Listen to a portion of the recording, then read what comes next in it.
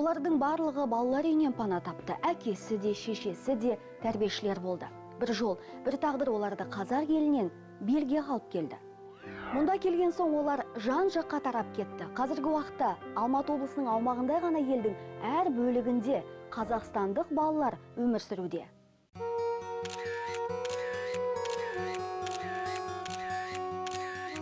Салем, Казахстан. Сенің атың Алия ғой? Алия деген қазақтың батыр қызы болған. Соғысқа қатысқан Алия Молдағұлова деген. Соны ұмытпа, жарай ма? Әке, Ерлан деп жатыр мені. Иә балам, Қазақстаннан келді ғой, саған келді. Жылқының етін жейміз, шошқаның да етін жейміз. Кейін, мүмкін анамды көруге баратын шығармын.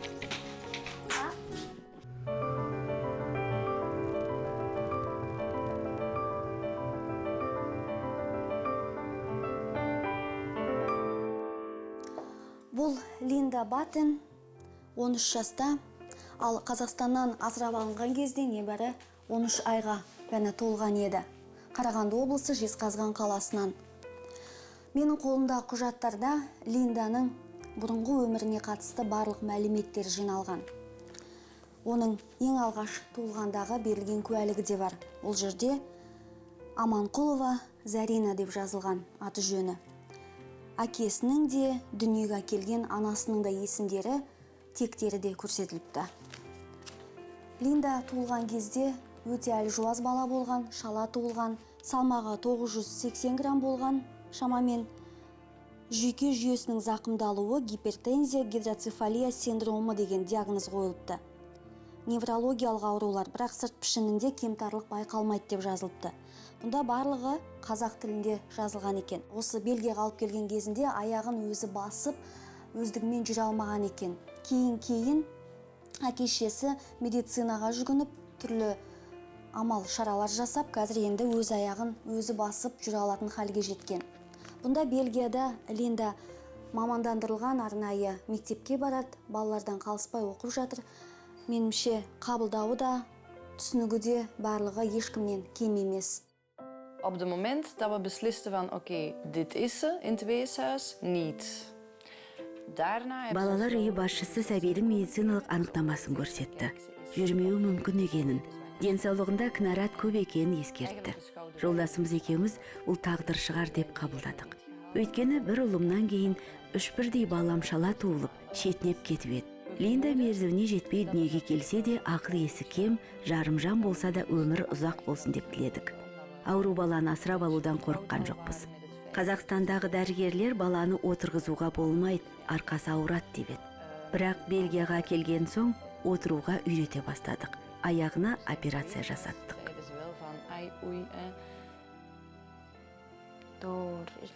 Ұзақ жүрсем аяғым қатты ауырады. Аса жақсы оқи алмаймын, бірақ сурет саламын. Көп тілдерді үйренгім келеді. Математика ұнайды маған. Бұрын атқа отыратынмын, итіммен қыдырамын, велосипед тебемін. Менің отбасым маған жақсы қарайды. Әжем де, атам да жақсы көреді. Кейде ренжіп қалам оларға. Ағама ренжимін. Атқа отырайын десем, ол отырғызбайды. Келе кетеді мені. Бірақ бұған алымаймын. Ол менің ағам ғой. Линда біздіңше Зарина томаға тұйық қыз, күлмейді, ойысында жүретін сияқты. Ата-анасының да аса өбектеп жатқанын байқамадым. Мүмкін бала өскеннен кейін мейірімін аз төгеме бельгиялықтар. Шыбының ізің естілетіндей үйдің іші де тып-тыныш. Линданың өзінен де сұрадым, неге көңілсізсің, қиналып жүрсің бе деп. Ол бөтен адамдардың алдында көп сөйлемеймін деді. Иә, дұрыс айтады. Біз оған бөтенбіз. Ja, en dan heb ik gezegd van niet meer op de normale. Қалай қайдан бала асырап аламыз деп ойлап жүргенде, бір күні теледидардан көріп қалдық. Ана мен Пол деген адамдардың Қазақстаннан Салтанат деген қызды асырап алғандарын көрсетті. Сосын газеттерде жазды. Біз Анамиді іздеп тауып хабарластық. Сен өзің қазақ екенін білесің бе? Met die kinderen. Иә, білемін, мен қазақпын, тағы 4 құрбым бар Қазақстаннан. Біз жақсы араласамыз, бір-бірімізді жақсы көреміз. Бірігіп Қазақстанға барсақ па деп ақылдасып жүрміз. Elise, Daira, Аида, Салтанат. Олардың ата-аналары Анами мен Пол жексенбі күндері біздің үйге келіп тұрады.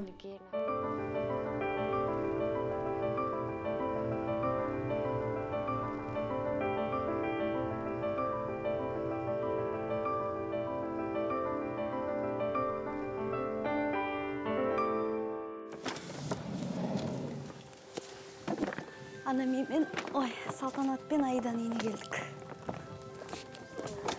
Hello. Anami.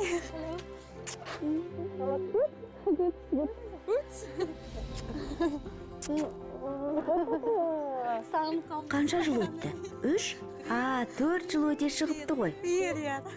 Көптен көрмеген туыстарша қауышып жатырмыз бельгиялықтармен. Шынымен де жақынбыз ғой. Бізді жақындастырған қазақ қыздары Салтанат пен Аида.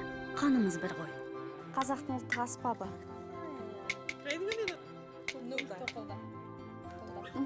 Иә, мынада не бар? Мынандай ойыншық. Бұл шартылдауық. Мына қыз қайдан пайда болғаны? Демалыста бізге қонаққа келіп тұрады. Парижден. Анасы аурушаң, жағдайы нашар. Мен ойладым, Анами тағы бір қыз асырап алды ма деп. Жоқ, 2 қызым бар, соларды жеткізіп алайын.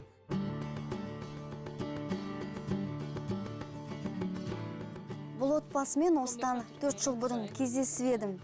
Ол кезде Аида мен Салтанат кішкентай ғана қыздар болатын. Қазір міне бой жетіпті, есейіпті. Ол кездегі арман қиялдар басқа еді. Қазір мүлдем басқан армандайды, басқа нәрсе туралы ойлайды. Салтанат Бельгияға Қазақстаннан келген тұңғыш бала, тұңғыш қазақ қызы. Сол кезде бельгиялық телеарналар бұл туралы жаңалықтардан беріп, ал басылымда шулап жазған еді. Содан бері 13 жыл зымырап өте шығыпты. Мен аттарды бала кезімнен жақсы көрем. Олар өте сұлу. Мен қазақ болғаннан кейін қанымда осы қасиет қалған деп ойлаймын. Маған бұрын жылқылар қатты ұнайтын. Атқа отыруды жақсы көретінмін. Қазір оған аса уақытым жоқ. Салтанат бұрын гимнастикамен айналысушы еді. Қазір кикбоксингке қызығады. Бұл спортпен 2 жылдан бері айналысып жүрмін. Жігіттер, енді сен жаңа жолаудан қорқады ғой, Салтанат?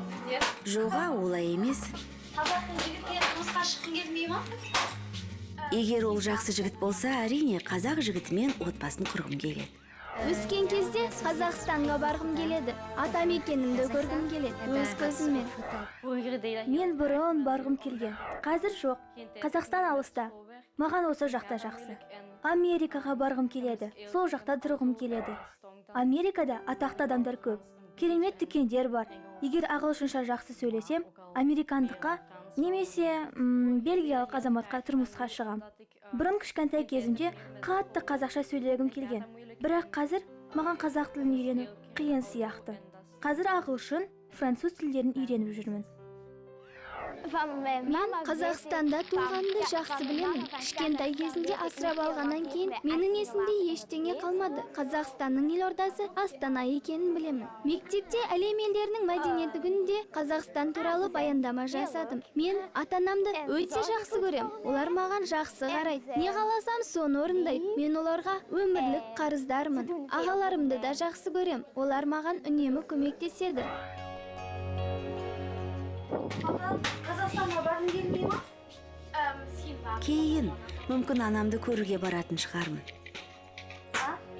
Көрген кезде не айтқың келеді деп сұрадым. Салтанат әзірге білмеймін деді. Қазақстаннан бала асырап алған бельгиялық отбасылардың көпшілігі өздері өсіріп жеткізген балаларының туған анасын, туған әкесін іздеуге кірісіпті. Кейбіреуі тіпті детективте жалдаған. Алайда детектив ақшаны қырып алғанмен жөнді іздемейді екен. Өтірік іздеп, ата-анасы табылмады деген уәж айтады екен. Бірақ осы жазда бір баланың анасы табылып ақыры. Бельгиялық отбасы ол әйелге шақырту қағазында жіберген.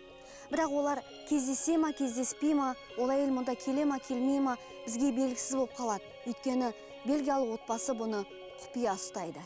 Алайда кезінде керексіз болған бүлдіршіндерді өсіп жетілгеннен кейін де көкек аналары керек етпейді екен.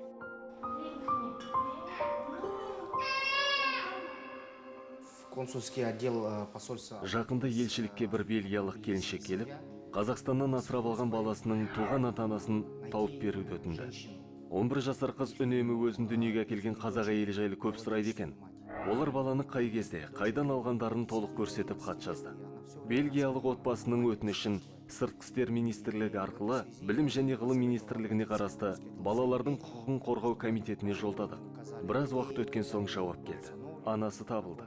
Алайда ол тастап кеткен қызына өзі туралы айтпауды сұрапты. Басқа отбасы бір баласы бар екен. Кездесуге дайын емеспін, көргім келмейді. Бұл көкек ананың баласына берген жауабы. Туған анасының сөзін, баланың жүрегін жараламай, қалай жеткізуге болады? Ешкім білмейді мұны. Я с ними общался только... Мен бельгиялық отбасынан бұл жағдайды түсіндірдім. Маған да өте ауыр болды, бірақ амал не? Ақиқатын айту керек. Көңіл күйлері түсіп кетті. Көп адамдар балаға жете алмай жатады. Ал қазақ әйелінің өзінің туған қызын бір көруден қашқаны шетелдіктер үшін ерсі көрінді. Со своей биологической дочерью.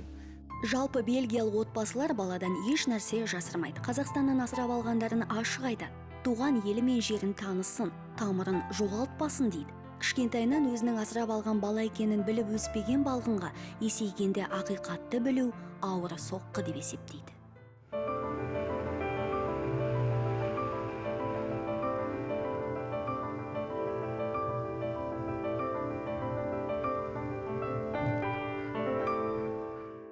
Әлия, мынау кімнің үйі? Мына суретті не үшін салдың, мынау кімнің үйі? Менің Қазақстандағы анам үшін салдым. Бұл менің Қазақстандағы анашымның үйі. Мынау менің анам. Сен оны жақсы көресің ба? Сен оны ойлайсың ба? Я. Сағынасың ба анаңды? Көргің келе ма? Көрген кезде не айтасың анаңа? Мен сені қатты сағындым деп айтам. Қазақстанда қойылған есімі Альбина. Біз қазақтарда Әлия деген есім бар екен білген жоқпыз. Бір әріптесім болған, ұлты араб, соның есімі Әлия еді. Сосын Әлия деп өзгерттік. Бәрі айтады, бұл өте әдемі есім деп. Арық қыз болатын шығар деп ойладық. Өйткені балалар үйінің басшысы ол аурушаң деп айтқан. Бірақ Әлия топ-томпақ қыз болып шықты. Өзі сондай сүп-сүйкімден алып келді де алдыма отырғызды. Бір түрлі болдым. Бұған дейін баланы алдым алып отырмаппын. Әкелік сезімім сол кезден бастап оянды. Ол бізді жатырқаған жоқ. Бізге тез үйреніп кетті. Шала туылған, кіндік тұсында жырық бар, бірақ қиындықтар болды енді. Кішкентай кезінде көп ауыратын, иммунитеті әлсіз болды. Қазір барлық жақсы, емдеттік. Туған анасы баламнан бас тартамын деп арыз жазып тастап кеткен. Әлияның туған бауыры бар, соны білеміз. Шешесінің тұрмысы нашар болған соң екі бірдей баланы баға алмапты. Мынанда сен салдың ба? Динозавр ма мынау? Я, бұл динозавр. Динозаврды сен көргенсің ба? Бар ма? Бельгияда динозаврлар? Динозаврлар өмір сүрмейді қазір. Мама папам мені музейге алып барған. Киносын да көргем. Әлия, бұл динозаврлар сонда неге қазір өмір сүрмейді? Бұлар жоғалып кеткен ба? Аспаннан от жауған, планета өртенген. Сол бәрін өлтірді. Саған неге ұнайды динозаврлар? Мен оларды жақсы көремін. Қазақстандағы анаммен бірге қалған інім де динозаврларды жақсы көретін. Сол үшін мен де жақсы көремін. Мен інімді ұмытқан жоқпын.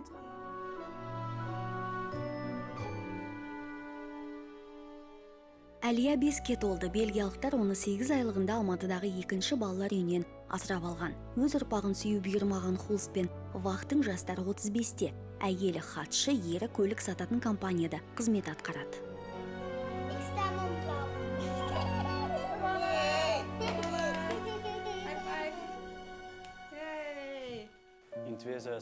Қызымыздың ұлты қазақ екенін мақтан тұтамыз. Ол достарына мен анамның ішінен шыққан жоқпын. Мен Бельгияға ұшақпен ұшып келдім деп айтады. Әлі бала ғой. Түрі еуропалықтарға келеді. таныстарымыз Алияны әйеліме қатты ұқсайды деп айтады. Достарыма мақтандым. Маған Қазақстаннан келді. Мені іздеп келді. Мені енді Қазақстанда теледидардан көрсетеді деп айттым. Олар Әлия, сен теледидарға не үшін түсесің деп сұрады. Мен аздап ұялып қалдым. Не айтарымды білмей қалдым. Үндеген жоқпын. Әлия, сен Қазақстан туралы не білесің?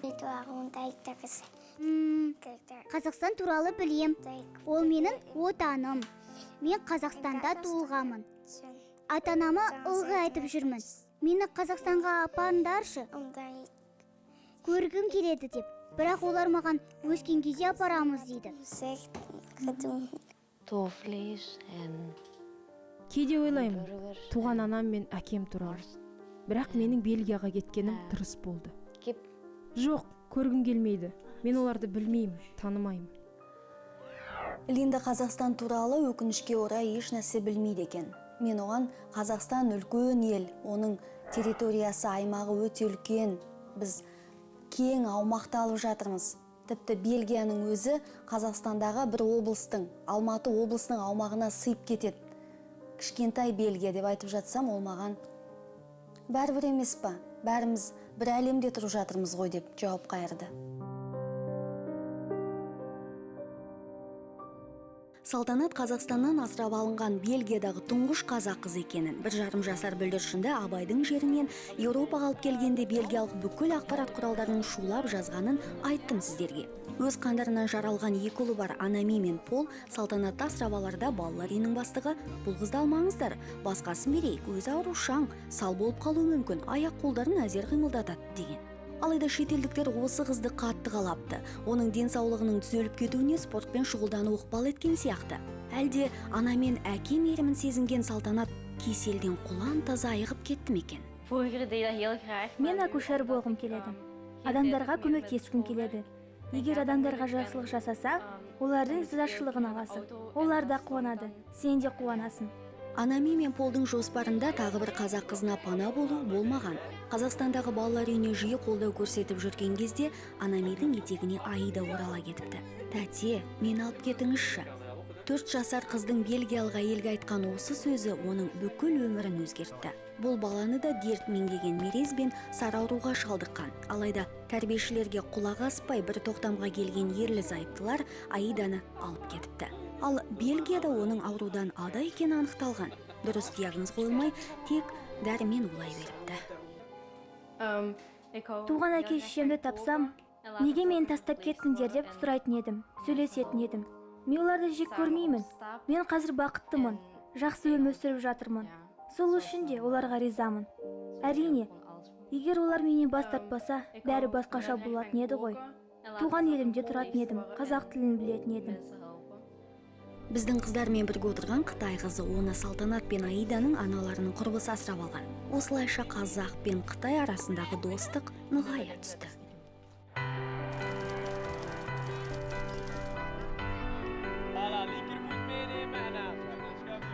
Бұл Бельгиядағы спорт клубы. Ана доп қуып жүрген бельгиялық балалардың ішінде қазақ баласы да бар.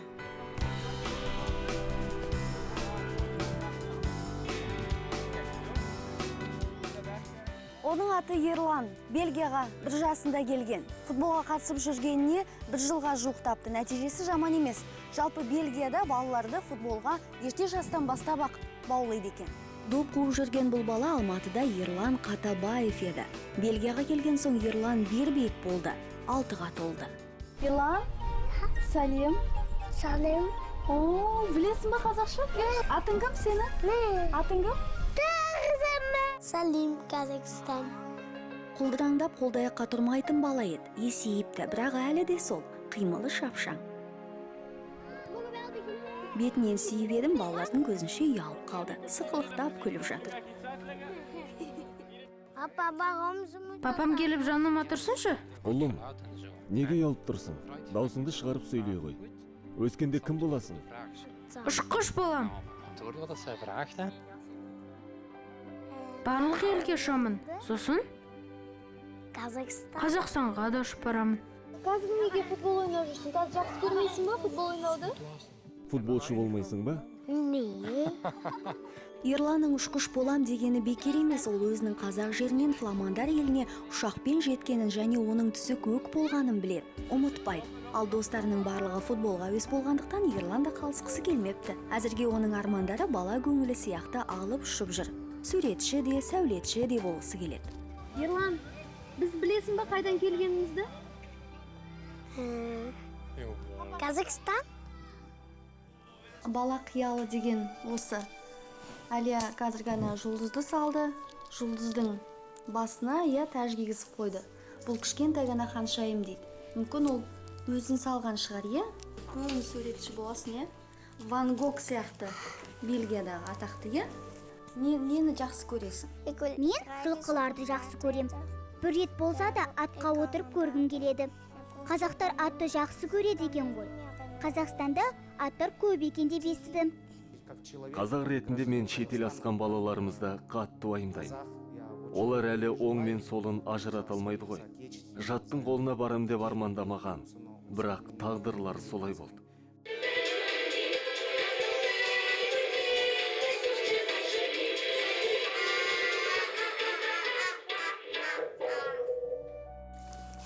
Мынау Әлияның анасының үйі. Асырап алған Бельгиялық анасының емес, өзін өмірге әкелген туған анасының үйі. Мынау анасы. Бұл Әлияның қиялынан туған сурет. Негізінде ол анасының қайда тұратынын, қандай екенін, оны ойлай ма, ойламай ма ол жағын білмейді. Бірақ өзі үнемі ойлайтын сияқты. Сен мені көтермей-ақ қойсан да болады. Мен үлкен қызбын ғой. Жоқ, жібергім келмей тұр сені. Әлияның үйінен аттанарда қазақтың қаршадай қызы үшін бәйек болып жүрген бельгиялық келіншек менен Әлия туралы әнді қалай тапсам болады деп сұрады. Қызыма үнемі тыңдатып жүргім келеді дейді.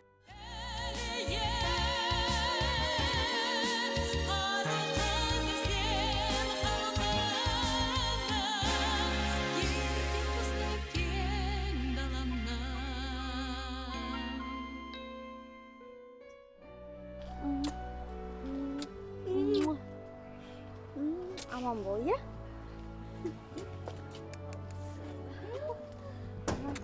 Айналасы 2-3 сағаттың ішінде бір-бірімізге бой үйретіп қалыппыз, қимай қоштастық. Келіңіздер, күтеміз. Экспоға келеміз. Бай-бай. Біз қай тілде сөйлеп жатырмыз? Казак? Осылай сөйлегін келе ма, үйренгін келе ма? Не. Маған қиын үйрену бұл тілді. Сен Қазақстан туралы ештеңе білмесең де, біз сені ұмытпаймыз, сен де бізді ұмытпа. Жарай ма? Жоқ, мен сіздерден де ұмытпаймын. Ғаламтордан Қазақстан туралы оқып біліп аламын.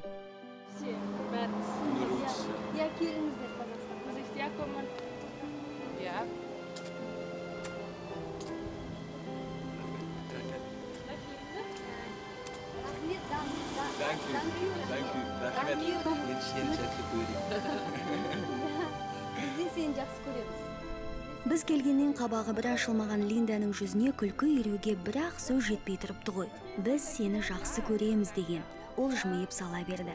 Анам маған сенің көзің әдемі, біздің үйдегі көзі ең әдемі сенсің деп айтады. Линданың сөзі.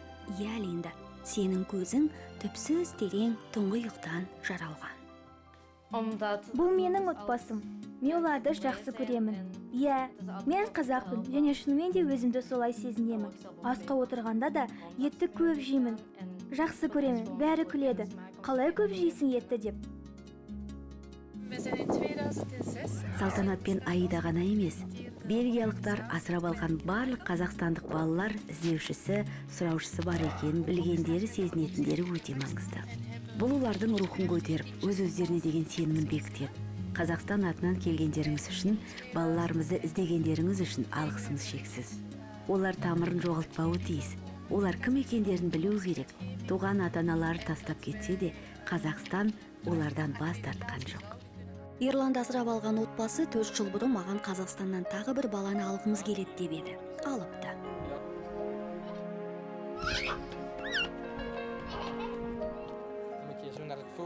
Мына ұйғыр қызы енді біздің Ерланның қарындасы.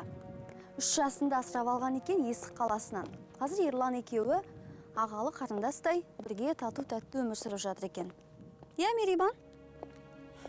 Ерланның бір көзі қылый нашар көретін еді. Бірнеше жасалған операциядан кейін оңалды. Мерибан да жанары зақымданып туылған. Қазір күйі жақсы. Ерланның әкесі Брюссельде әділет министрлігіне қарасты прокуратура қызметкері. Анасы телекоммуникация саласында жұмыс істейді. 40-қа келгенше қызмет қуып, сәби сүймеген жұп қазір осы қазақстандық балалармен жарасымда. Ерланның асырап алған шешесі жұмыс басты, бұл жолы да көре алмадық. Католик дін ұстанатын отбасы Ерланды да 1 жасында өз сенімдеріне өткізген. Сөге алмайсың, әрбір бала мұсылман болып туылады. Оны христиан ететінде, иудей жасайтында ата-анасы. Біздің балаларды асырап алған шетелдік азаматтар қазақстандық ұл мен қыздың дүние есігін ашқан ай күнінде, тегінде, сенімінде өзгертуге құқылы. Есімін сақтап қалатындар некен саяқ. Осылайша шетелдіктерге берілген күннен бастап қазақстандық балғындардың тағдыры түбегейлі өзгереді. Балаларымызға жақсы тәрбие береміз. Адамдарды құрметтеуге, кішіпейіл, сыпайы болуға үйретеміз. Бұрын Ерлан үйдің еркесі, Мерибан келгелі өзін үлкен санап, оған қамқор болып жүреді. Өте қатты жақсы көрем. Өмірімді оларсыз елестете алмайым. Осы 2 баланы асырап алғаным үшін бақыттымын. Егер өмірімді қайта бастау керек болса, айналып келіп осы екеуін алар едім. Өзімде не бар, бәрін берем. Бақытты болғандарын қалайым. Ерлан туған ата-анасы біз емес екенімізді біледі. Бәрін ашық айтамыз. Өскенде Қазақстанға барып іздеймін десе, біз оған қарсы тұрмаймыз. Бұл балаларды кішкентай елшілер деп айтса да болады. Екі елдің байланысын үзбей ұстап тұратын, олар барда екі елдің арасы ажырамайды. Өмір сүру деңгейі жоғарылаған сайын, өзгерген сайын еуропалықтар өмірге ұрпаға келу қабілетінен айырылып барады. Қарғырлық барған сайын қартаюда. Ал халық саны эмигранттар мен шетелден асырап алған балалар есебінен толып жатқан сияқты. Бұрын бельгиялық әйелде бірнеше баласын бағып үйде отыратын еді. Ал бүгінде қызмет қуып 40-қа дейін жүреді. Сіз қалай ойлайсыз? Бізге де ойлану керек сияқты.